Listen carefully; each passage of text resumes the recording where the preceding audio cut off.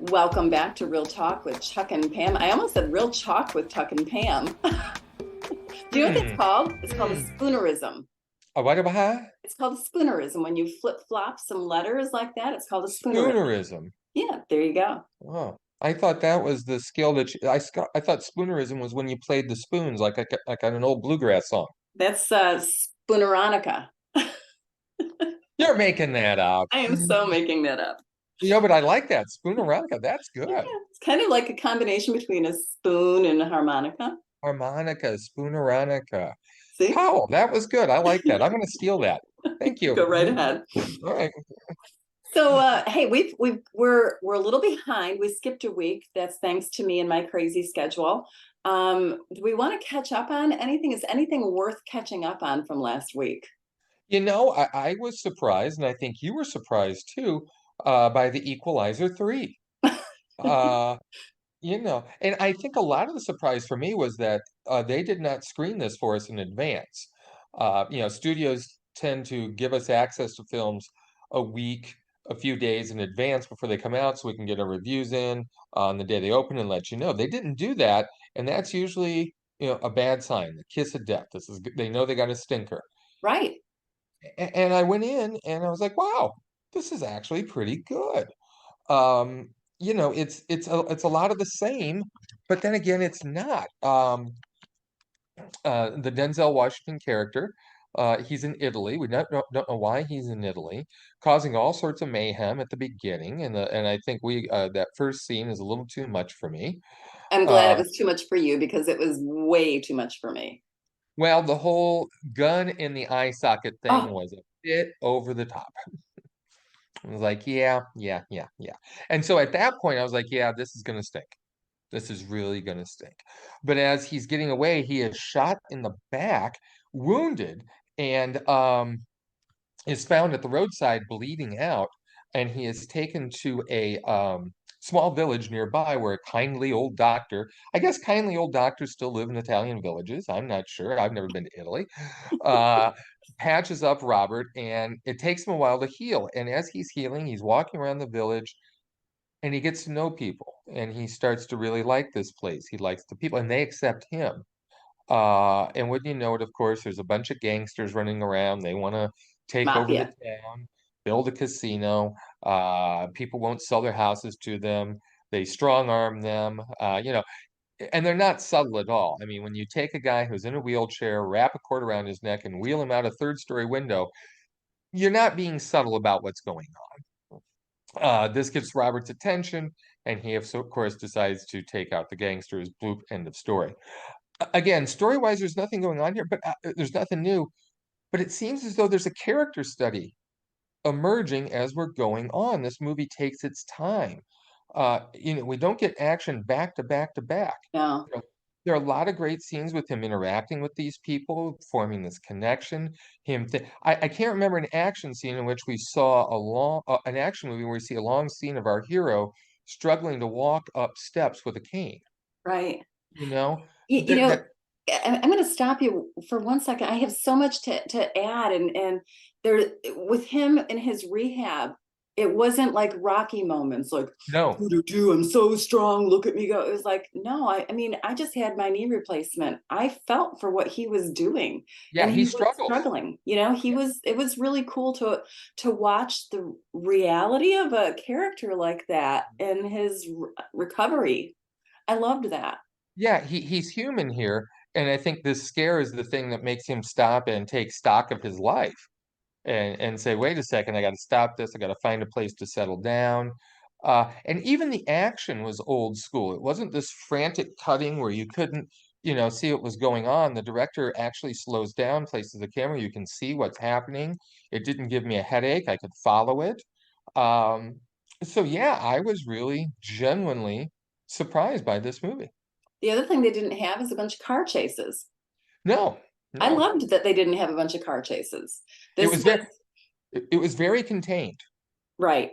And I think you nailed it by saying it's a character study. You know, Denzel's character, grows, and he has gotten to a point in his life. And I think, those of us at this stage in our life, we are looking to what really makes us happy. What is Hmm. the meaning of life?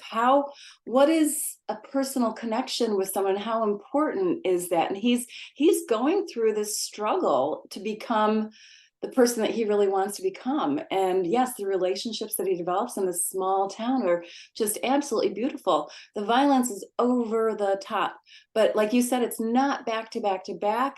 And the characters are so evil and so horrible, you kind of don't mind. Right. Oh They yeah. get their comeuppance, as you would say. Yeah. So I left there thinking that was a really good movie. As long as you know that there's a lot of really graphic violence, I think you're going to enjoy it. But that's why we go to these movies. I mean, this is a star vehicle. I mean, we go to see Denzel do his thing, Right, and he does. and we get those moments, which is what you want, and then Yeah. you get the unexpected moments of, oh, wow, there is some context, there is some depth to this thing. Do you remember there was a movie George Clooney made years ago called The American? Yes, yes.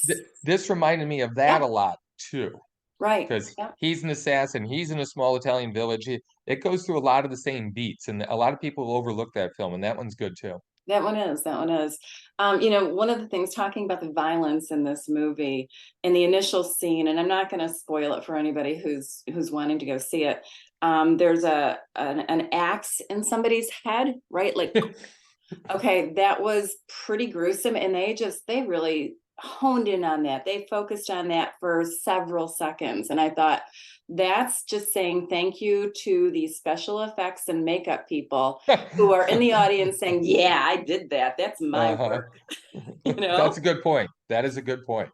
And that Yeah. took me out of the violence, which I appreciated because I don't do well with tons of violence. So taking me out of that to say, oh, cool makeup there. Oh, look at how it oozes out that way. Hmm. That helped, especially before we saw the gunshot to the eyeball. Yeah. No, thank you.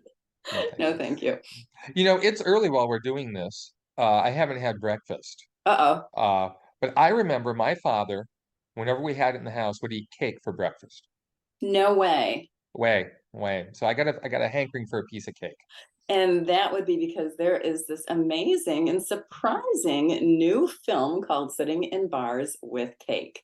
Two surprises this week. Who'd have thunk it? I know, right? Kind of crazy. When I first saw that, especially the first like 10 or 15 minutes of this movie, we've got two characters, Corinne and Jane. Bear with me here while I pull up my notes because I have zero memory for people's names. Jane is played by Yara Shahidi, Hmm. and Corinne is played by Odessa Ozion. Have you ever heard of either of these two women? I did not, but I will look them both up because they both impressed me in this film. This is a story about Audrey Schulman's actual life. She wrote and directed this movie, and it's about two 20-somethings living in Hollywood as they go to these iconic places. Did you notice in the very first scene that's Oh, where we went to the pool for the yeah, the Robert De Hotel Niro thing? Roosevelt Hotel. Yes, Yeah, yes, that yeah, was pretty yeah. cool. Throughout the whole movie, I was saying, we've been there. Oh, we've Right. been there. I know where that's at. Yeah, yeah. So they kept the budget low by shooting locally, but it was cool to see. It was absolutely cool to see. So if you know Hollywood at all, you're going to have Hmm. a lot of fun walking down memory lane with this. So these two girls are, wanting to pick up guys. And so we find out that Jane is an amazing baker and she brings a cake to celebrate Corinne's birthday. And boy, everyone's just like devouring it. And she's talking about the ingredients. She loves to bake, but she's told her parents that she's actually studying for the LSAT. Her parents are both lawyers, and she's supposed to follow in their footsteps, but she doesn't want to, and she hasn't broken that news to them yet. So the two are partying, and Jane is coming out of her shell. That's what Corinne's goal was, is to have Jane come out of her shell and meet a guy. And then all of a sudden, we see that Corinne's really suffering from some pretty brutal headaches, and we then find out that they're not just headaches; they're indicative of something much, much more severe.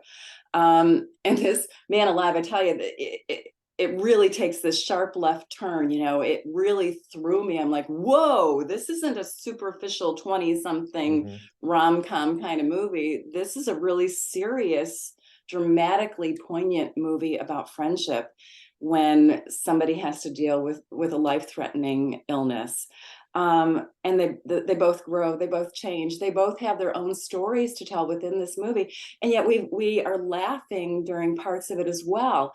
Schulman really does a good job of balancing out the script, and her characters are well formed. We have Livingston, and can you remember the woman who plays the mom?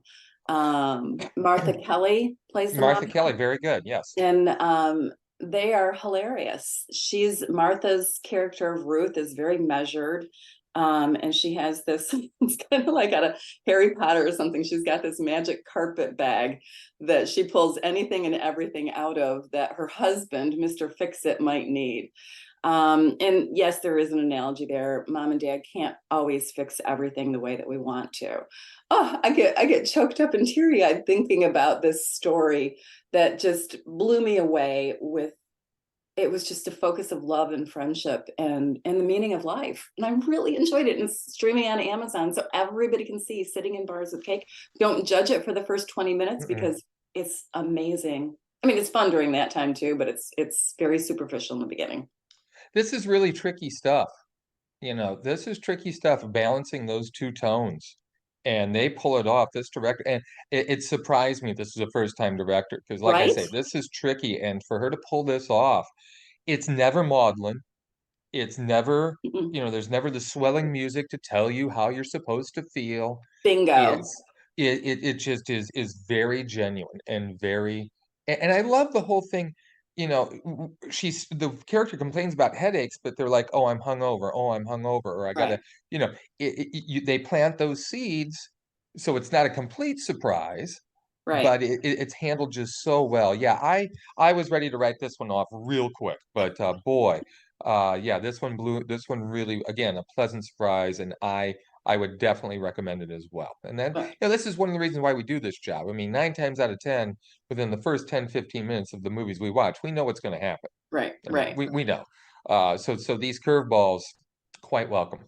Yeah, Quite very welcome. good. I'm glad that we both agreed on this one. I know neither one of us was very excited about seeing it, and neither one of us were available to interview Schulman when she came into town, unfortunately. Yeah, And yeah.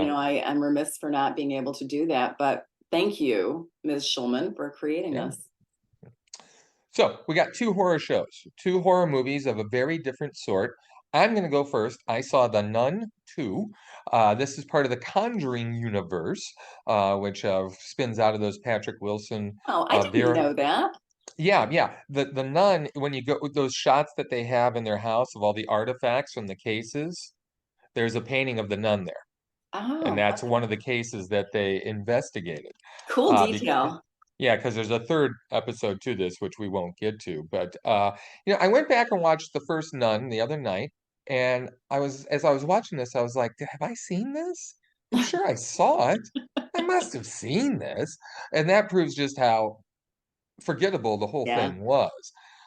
This one is a little bit better. It picks up about 4 years later. We're still in Europe. The demon that they thought they got a hold of, no, no, because those demons, I hear they're slippery. They kind of, you think you got them in the demon trap, and somehow or another they chew off their demon leg and they escape. I don't know what happens. These demons, they're damn tenacious, I got to tell you. Well, so this one's terrorizing folks and having just a great time. And once they have, talk about an opening scene, there's an opening scene here, Pam, you would have loved.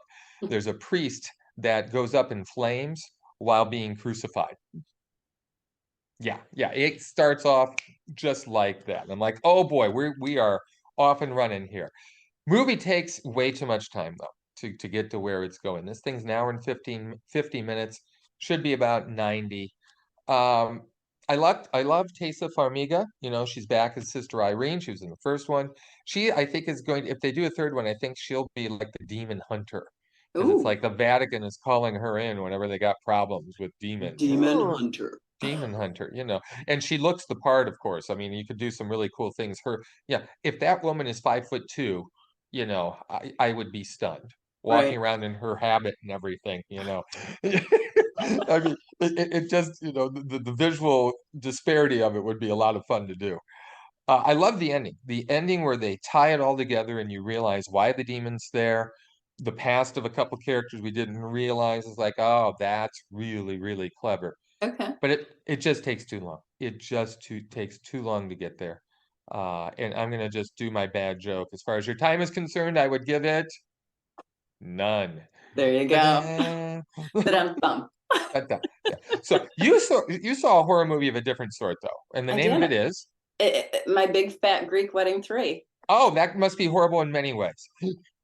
It really was. It was a tragedy, a Greek tragedy, if you will. And I texted you when I was done. This is You the were texting me longest. while you were watching it. I was. This is the longest, shortest running movie I've ever seen. Oh my goodness. How many times could I possibly check my watch? This picks up, this is the third part of the Uh, wedding. And interestingly, Greek tragedies typically are trilogies. So let's hope hmm, and pray that this is the end of my Big Fat Greek Wedding series. thank goodness, Um, hopefully. we can hope. She's getting choked up. Pam's I getting choked am. up. I This was am. such a traumatic experience. Nia Vardalos is the writer and director of this, and she also is our main character of Tula, who's married to Ian, played by John Corbett, who I love. I love John Corbett. Well, Tula's mom and dad, her dad has passed away, and her mom is in a nursing home with dementia. After her dad has passed away, she had promised him that she would deliver his childhood journal to his childhood friends back in Greece. So they all board a plane and they go back to the homeland.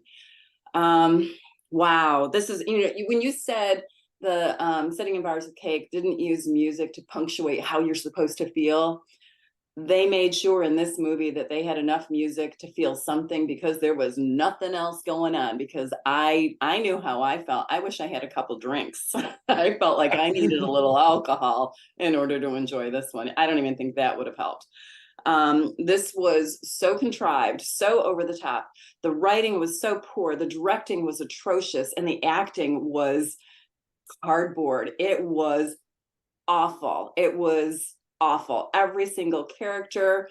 Elena Kampouris plays Paris, their daughter, Ian and Tula's daughter.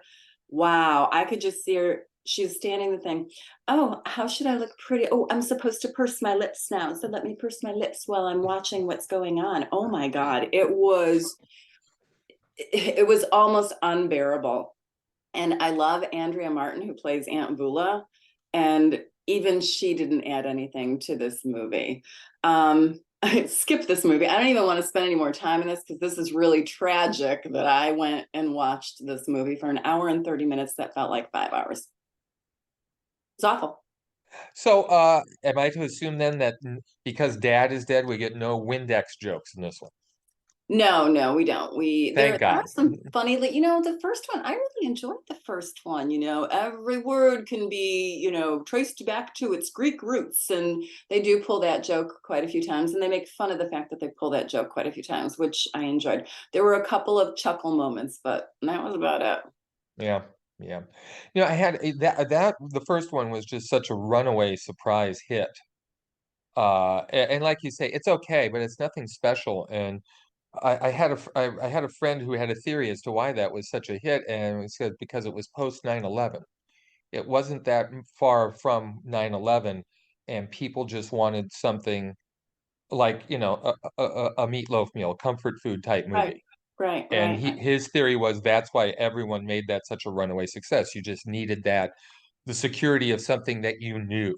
right. And that was as good of a theory as I ever heard about why that thing was, as successful as it was. Very good. So, Anything else that you have seen? I'm sure there has been, but obviously there was nothing there that's just jumping out at me. What about you?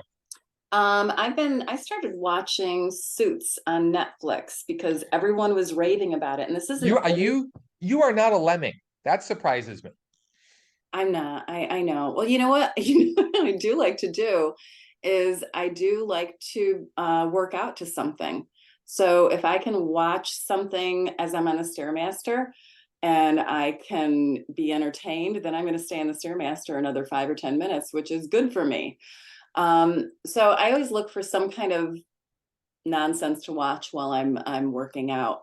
And this has hooked me. The first man, the pilot, I think it's a two-part pilot. The first part of that, it was so stiff and so difficult to watch. I almost didn't continue to watch it, but I kept listening to everybody saying, "Oh, I'm watching Suits. Oh, the end of Suits is crazy." Blah blah. So I thought, okay, I'll give it a try, and now I'm hooked. I really like the Mm. characters. I like Meghan Markle. I like seeing her in that. It's kind of cool to see that she was in this series. It's a lot of fun. It's fluff. It's ridiculous. I wanted to have my son, who is a lawyer, watch it, and then I thought, no, he'll think this everything is atrocious because they really don't follow any real law. So yeah, I'm having fun with that. It's funny. My 18-year-old son is watching it too, Is it? and I'm Does he like, like? yeah. I'm like, why are you watching this? I said, this show is old. And he says, I don't know. It popped up, so I gave it a try. Okay, okay, Yeah, fine, and I think fine. it's the whole. It's on Netflix. You can stream it on Netflix. I don't know where it came from prior to Netflix. I think it was on USA when it was first running.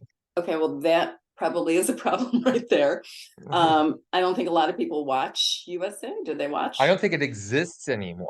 I don't think it does either. Yeah, yeah. So the fact that Netflix picked it up, and I am sure that, I clicked on it because it was in one of my bars that they put up there recommended for me. And I'm sure that that is a marketing thing that they do, more power to them to be able to know how to work the system and get people to watch something. So you put it in, 10 million homes, and you probably have about a 1 in 10 chance that people are going to watch it. So you got a million people watching it, word of mouth, critics start seeing it. I mean, this was the topic of a pop culture happy hour podcast.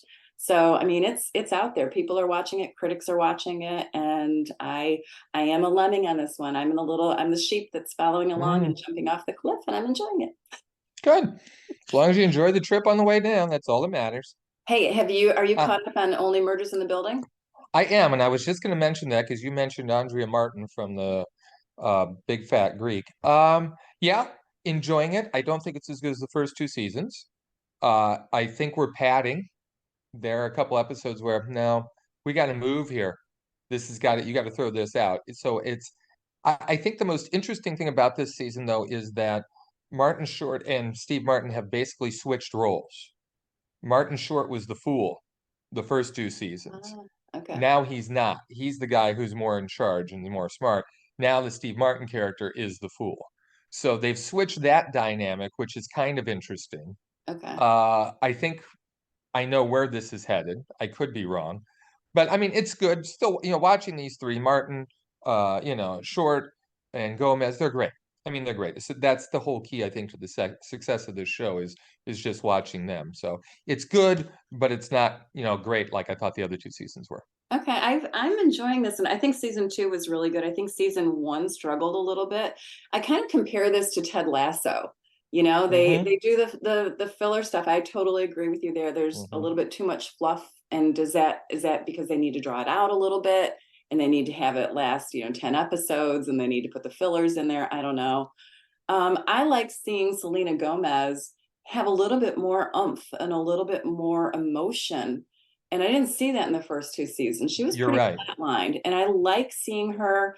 She gets pissed off with one of I don't Hmm. remember, I think she gets pissed off at both of them and Both she of them. yells at Yeah. them. And Yeah. she's actually got emotion and she's got range in her voice. And I know she's a singer, but speaking, she's pretty flat. She's pretty monotone. And I don't see that this season. And I like seeing her with a little more emotion. I agree. I agree. I think they've done more with her character this time out. So yeah, yeah, yeah. I would recommend it, but I think we've gone down a little bit. Yep. So, all right. I think that's it for Real Talk with Chuck and Pam. We appreciate you guys listening and tuning in. You got something to say there, Chuck? I was just gonna say, I think we've got a potentially big week next week. There's three that are on my radar. Tell us, Haunting in Venice, right? the latest Hercule Poirot uh movie. Notice how I pronounced that correctly. I do. Uh, Love at First Sight, which is on Netflix with one of our favorites, Haley Lou Richardson, and then a movie called A Million Miles Away, which I think is on Amazon, with in my mind, oh, Michael Pena, who we like. So Right. those three next week, I have high hopes for all of them. I do too, actually. I'm kind of excited. I've seen one already. I'm looking forward to, got a link for another, and I'll see the other one in the theater. Yep, sounds good. Awesome. Thanks everybody for tuning in. Please share. We appreciate it. Please leave a comment about what you think about the movies too. Don't leave a comment about us though. Just tell us about the movies. Exactly right. Take it easy.